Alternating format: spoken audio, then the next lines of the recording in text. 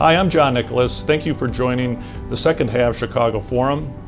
I'm joined by Dan Kotin, who is an attorney and a partner at Tomasik Kotin Kasserman, one of the premier plaintiffs' law firms in the city of Chicago, and I would say the country. Dan has served as the past president of the Chicago Bar Association, has also been a board member of the law school at Loyola University, and Dan, I know a number of other board positions that you've served on. Yeah, I've had the opportunity to be on a lot of legal organization boards. As you mentioned, I was president of the Chicago Bar Association. I was president of the Loyola Law School Board of Governors, president of a group called the Society of Trial Lawyers. I'm in the American Bar Association House of Delegates. I'm part of a group called the International Society of Barristers. I could run through the whole list, but most of my involvement is law related. Right. And so why did you decide to serve as the president of the CBA, and why did people decide you would be a good candidate for that position? You don't really decide to serve. It's a matter of you run and you're elected. And I grew up in law, loving the Chicago Bar Association and finding it to be a very important part of my legal and professional development. And so I worked my way up as a young lawyer through what they call the Young Lawyers section, committee chairmanships. Then I was elected to the Board of Managers, and I served on the board for 2 years, which is a normal 2-year term. After that, I ran for treasurer, and I served as treasurer for a couple of years before running for second vice president. And once you're elected second vice president, you matriculate up into the presidency. I think that the Bar Association involvement is crucial if you want to be engaged in a legal community. For me, Chicago is my legal community, and my involvement in the Chicago Bar Association is really probably responsible for most of my interaction and success that I've had as a trial lawyer. Folks often ask me, where do you get your business? And my answer is, I don't know. I don't have a specific ability to draw a line between cases I have and where I got them from. But I would venture to guess that the majority of my cases come from other lawyers who I've gotten to know through Chicago Bar Association involvement. So your year as president of the CBA, what did you hope to accomplish? What did you accomplish? And was it in line with your expectations? You never know what to expect. And I think we had a fantastic year, my year of the CBA. Truthfully, when I went into it, my real objective was to go into it with all of the energy I could possibly muster and bring as much life to the organization as I could. In terms of objectives going in, there's a lot of repetitive objectives that take place every year, and you hope the president can carry those through. I remember as I launched my year, having sort of a desire to try to bridge the divide between the need for legal services out there in the community and the need at the time for lawyers to find work, because there were an awful lot of underemployed or unemployed lawyers, thousands of them, and there were many, many thousands of citizens who needed legal services but couldn't find a lawyer or couldn't afford a lawyer. And so those two groups didn't know each other, and one of my objectives going into the year was to help them meet each other and create an intersection so that we could help legal services in the community. For some of the people watching this who aren't familiar with the CBA, what are some of the initiatives where they do intersect between the community and legal services, and the CBA in particular? Well, the Chicago Bar Association has a charitable arm called the Chicago Bar Foundation. And the Bar Foundation works with many different legal organizations which are designed to provide legal services for people that either don't have the ability to pay for it, or even if they could pay a little bit, they don't have the knowledge necessary to find the lawyer help that they need. And so through the Chicago Bar Foundation, they serve that purpose. Not enough. There's still an awful lot of unserved legal needs out there, but the CBF is a help. So let me share one other answer to your first question when you talked about what my objectives were in my year as CBA president. As I mentioned, going into the year, I think my one unique objective was to try to create an intersection between legal services and those that need the services. But as the year went on, things happened, and you may remember that it was in the winter and early spring of 2017 that the violence epidemic in Chicago really hit its peak. There was the horrible situation with Laquan McDonald and the video that surfaced, and it was really an unprecedented level of murders and violent crimes going on in Chicago. So what we did sort of on short notice in the spring of 2017 is put together what we called a violence summit, where we asked representatives from every interest group around town to come together in the Standard Club Grand Ballroom, and we put together a day-long summit, not to complain about the violence problem, not to point fingers and cast blame as to who's responsible for the violence problem, but to simply understand what was going on and hopefully ask the right questions and maybe set a path towards coming up with some answers.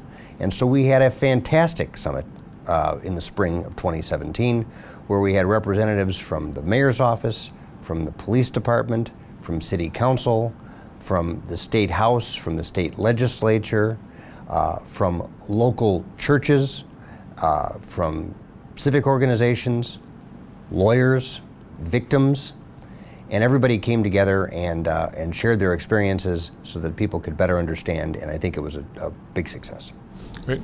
So with this, intersection of other groups with the CBA that you just talked about in that situation, how do you keep those links, going, those connections going, into the future? Or was that more of a one-time thing, or is it able to build on those connections throughout the city going forward? Well, the Chicago Bar Association, being the second largest municipal bar association in the country, has a name that's recognized and respected.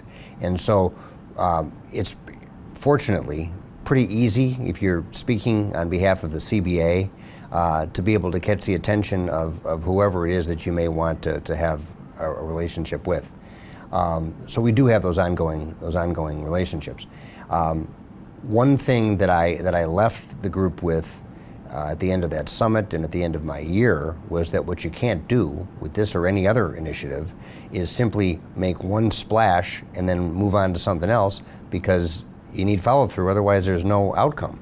And so last year, the president that followed me carried on with the initiative, with the Violence Summit. He took a little bit of a different angle and approached it a little bit differently, but it continued. And here we are in April of 2019, and to be honest, I don't know whether or not there's been any further efforts towards the violence issue this year, but I hope there will be, because as with any initiative, if you don't continue it, it's a waste of time. So working within an organization, the good thing of having someone like yourself who's experienced and has worked their way up the ladder, is now in a position of leadership, is you do have that perspective and you do have those many years of experience. On the other hand, you're dealing with maybe changes in the profession, changes in technology, different perspectives of younger members of the CBA. How have you found that change over time? It may be slower maybe than other industries, I don't know. And how do you also integrate the thoughts and ideas of how younger people would like to operate and work with the CBA as being a member? You're touching on a very, very important, hot topic right now, because it's a big concern, and that has to do with the concept broadly of membership and the millennial generation and Generation Z, the generation after the millennials. From the legal perspective, I can tell you that bar association memberships are plummeting nationwide. For example, the American Bar Association, the national organization essentially representing all lawyers throughout the entire nation, has a membership that's dropped by about half in the last 10 years. All bar associations are having membership problems. The Chicago Bar Association, for a long time, was immune to that. When I was on the Board of Managers, I think we had about 22,000 members, like as I mentioned, second largest in the nation. When I was president, I think we had 19,000 members. Now that number is even lower, and that's just a pure reflection on a changing view of organized bars by the younger generation. When I complain about that, and I worry about that with people our age, I'm told that it is not unique to law. It applies to all areas of life where the younger generation is adverse to the concept of memberships, period. So why is that? Why are they join all sorts of memberships, online memberships, clubs, different groups. Why not? What's the decline in the professional organization membership? Here's what I'm getting at, and I'm a little bit hesitant to speak definitively about this because I don't know if we have an answer yet. But when I've complained to millennials and Generation Z people about why don't you people like to join things, the response is, we do join things. In fact, we join more things than you join. And they're all members of all sorts of online groups. But here's the distinction. If you join a bar association, Chicago Bar Association for example, you've got to join as a member. You've got to work your way up to committee leadership. Then you have to work your way into a board position. And then from the board position, you have to run for an office. And from that office, you run for the presidency. And there's a process, and there's a hierarchy, and there is a respect that is given to a person's place within the organization, and a deference that's given to those that are elder. I don't believe that the young generation sees any usefulness in this.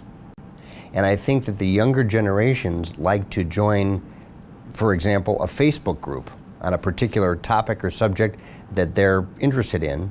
And when you join a Facebook group, you are all of a sudden part of the conversation as a co-equal with somebody who might be 30 years your senior, that much more experienced, but there is none of the layers of bureaucracy involving committees and chairmanships and giving deference to somebody with more experience.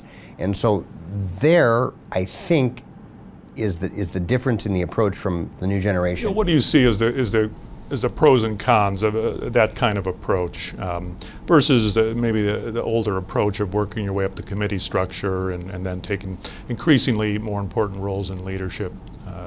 What do you see as from their perspective, what are the pros and cons of what their current approach is? Well, from my perspective, that's the way it's always been. I went through that process. I worked my way up. Now I'm there, and now they should do the same thing and follow me. But that's just my perspective. Right. That generation doesn't feel that way. And are they wrong? Or? No, they're not necessarily wrong at all. And maybe they're right because maybe they have just as much to offer as I do. And why shouldn't they be able to just click into a Facebook group on a topic and have an equal voice that I have, regardless of how many years they've been doing this? So they may be right. And what I propose doing in terms of bar associations, not just the Chicago Bar, but the American Bar Association and other groups that I'm involved in as well, is rather than trying to diagnose the issue that's coming from a younger generation and accommodate for their desires and needs based on guesswork, I think what we need to do is learn from these folks through focus groups, through conversations, through whatever it takes to learn what Generation Z and what the millennials want out of organized bars, and then adapt accordingly. Folks that are involved in Chicago Bar Association leadership talk about the future and worry about declining membership and what's going to happen 10, 15, 20 years from now. And I speculated that 15 years from now, the Chicago Bar Association membership might be 5 times larger than it is right now. We may have 100,000 members, but of those 100,000 members, 99,000 of them spend all of their time interacting on their smartphones and never once step foot in the Chicago Bar building. And that doesn't mean that the Bar Association is failing just because people don't go there anymore. It could be more vibrant than ever. It just might be in a different form, and we need to learn that. So serving in your various board and leadership roles, what are some of the things you've learned about serving in those kind of capacities, elected or voluntary, and you might share with someone who's thinking about becoming more involved in maybe charitable organizations or more involved in serving in those kind of roles in professional organizations? I think the first thing that anybody needs to do when they get involved in an organization and you're thinking of trying to make a move towards leadership is make sure you have a real understanding of the culture. And you've got to have a good sense of the climate that you're involved in. And to a certain extent, you have to start by adapting to the culture of that organization. And if you have some grand plans to make changes, that's terrific. But it has to be done in the proper course and in due time. And the folks that I've seen that have come in and pounded their chests and tried to be the savior with all these new grand ideas, it doesn't work well. You've got to adapt to the culture, you've got to blend into the culture, and then once you earn the respect of the people around you, you can start to offer some ideas to make changes and do things in a way that you think might be better. Anything, I know you've spent many years in the organization, anything about, after your year of serving as president of the CBA, that you maybe hadn't fully appreciated about the role, going into it? A couple of things. Number one, in order to do anything in terms of a volunteer organization and do it well, you have to dive into it, and it has to be a commitment. There's all sorts of people in leadership positions that do it for the title, and they check the box and they do what they have to do based upon some schedule that's handed to them, but that's really a useless type of position and doesn't accomplish anything. If you want to have success, you have to dive in and you have to be committed to it. That's the one thing that jumps out. I'm sure there's many more. So even if you do get, a big increase in the number of members who are, say, members of the CBA, but they're working online, how does that affect the structure of the CBA and sort of the services it's delivered and the educational or mentoring or other traditional functions of the organization? It's a concern because the Chicago Bar Association, back when I started, and I've been practicing for 28 years now, was an organization that was so necessary for lawyers in the city because, number one, they had a law library. There was no online legal research available, and so lawyers, lots of them, had to go to the Chicago Bar's law library to learn the law and to research things. They also had a lunchroom where lawyers would have to go in order to interact with other lawyers that they might not otherwise see because there was no electronic communication available. And a lawyer who might be practicing by himself or herself or in a small firm would have to go somewhere to interact with other lawyers, and that was necessary. They also provided continuing legal education seminars all the time. And lawyers would go over and sit in a big room and listen to people speak on legal topics and get their CLE credits that way. Don't have to do that anymore because now that's all available online as well. So these are issues that are of a big concern in law, and I'm sure it's a big concern in other industries as well. And I think what the new generation is missing out on is these one-on-one personal relationships that we've developed the way we've developed them. And I'm sure they're developing relationships in their own way, but I have to conclude that they're missing out on a lot by not doing the one-on-one FaceTime together with each other. I think that's a problem. Organizations generally, not just Chicago Bar Association, but other legal organizations and other organizations in society that I'm involved in, seem to be getting older. We started out around the same time, and we were the young kids in organizations, and we worked our way up, and then we get to be sort of the median age, and then the plan would be that a new generation would come in below us, and we would soon become the elder statesmen. We're really not, because that new generation doesn't seem to be coming in with the same enthusiasm that we did. And if we just keep things operating the same way, and we keep operating our organizations because that's how it always was, they're going to get smaller and smaller, and they're going to shrivel up, and pretty soon these bar organizations, which used to be vibrant and big, and we would have luncheons with 250 people in the room, it'll be a group of 12 old white guys sitting around a table having lunch. Right. And that's a how important do you think that is, the sitting at lunch at the CBA or having the personal connection and hello Jim or Sally or whatever, and just sort of that informal interaction? How important is that really for the legal profession and to have a successful legal practice in your view? Personally, I think that's very, very important, because when I'm handling a case and I have an opponent and there's a lawyer on the other side that I know through some source other than just this lawsuit, that means everything, because so much of what we do as lawyers is based upon respect and trust and honesty, that you have to, I think, benefit from a personal relationship with somebody. I think both sides benefit from that, and so I think that's very, very important. Younger generations will tell me that I'm just being old-fashioned, and the truth is they can develop terrific relationships with somebody through an online communication, and they don't ever have to meet the person face-to-face. I don't think it's the same.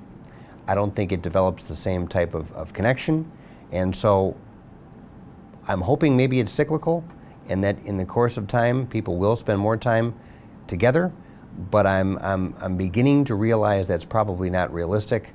As we see, law firms are shrinking their physical spaces, at least in the downtown Chicago area, because they don't need as much physical space, because so many of their lawyers are now practicing remotely from their phones, from their laptops, from home. That's going to make the time together that much more difficult to happen, because people are going to be coming from much further distances if you're going to drag them in and make them sit in a room together. No, I think the issue there, and it's a legitimate conversation, and I've had it dozens of times, is that there's a whole paradigm shift in terms of the generational view of memberships, period. Country clubs. I'm at Sunset Ridge, and we're having a terrible time with membership there because folks don't want to join things and be part of any kind of formal membership issue, and they feel like they can. For example, on the so there's a new movement with country clubs where there's going to be an app, and you have to join this app, which costs a lot of money, and when you do that, you're going to have the ability to play golf at any one of a number of country clubs anywhere around the state. And none of the BS in terms of having to apply for membership and be sponsored and go to cocktail parties, and you're just going to be able to just click, I'm going to play at Westmoreland on Saturday, and just show up and play. And then they say, well, then I'm a member. I'm a member of all these clubs. Well, not really.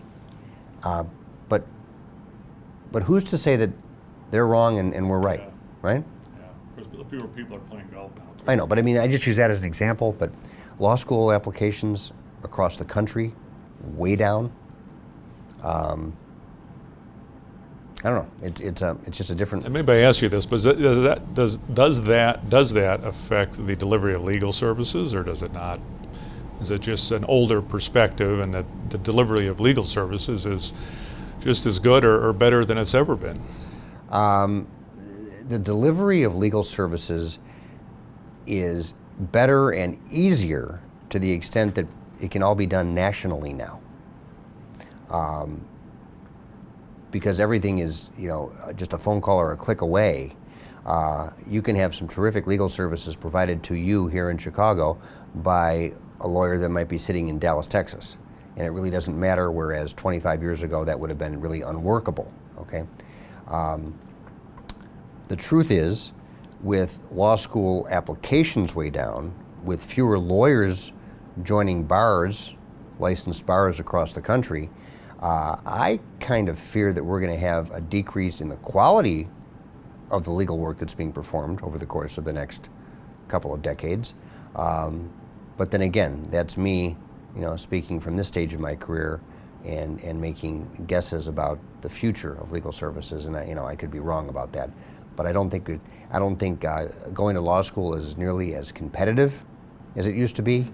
I worry that it's not being seen as prestigious as it used to be, and I worry about the outcome being a lower quality of product.